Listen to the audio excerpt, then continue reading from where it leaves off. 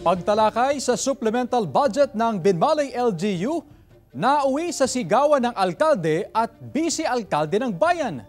Ang detalye sa report.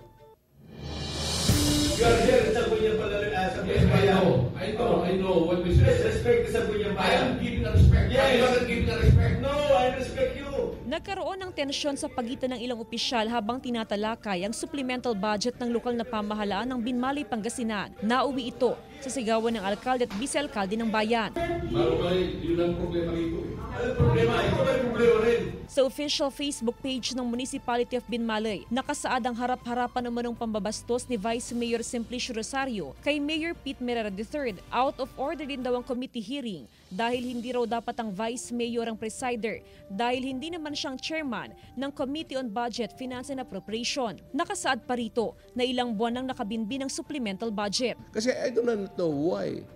Kung bakit siya mismo ay he presides this committee hearing when in fact he should not, because that is out of order. Hindi raw ito palalampasin ng alkalde.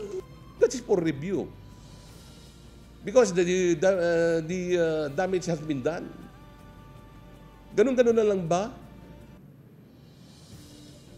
Let law take its course. Wala raw katotohanan na matagal nang delayed ang supplemental budget. Kasi matagal na dapat tapos to. Ang nangyari, urong-sulong siya kasi. Nagsabi siya noong June, tapos binawi niya, hinol niya, tapos hinol po in abeyance pa. Tapos nagsabi siya, so the first time kami mag-meet tungkol sa supplemental. First hearing lang.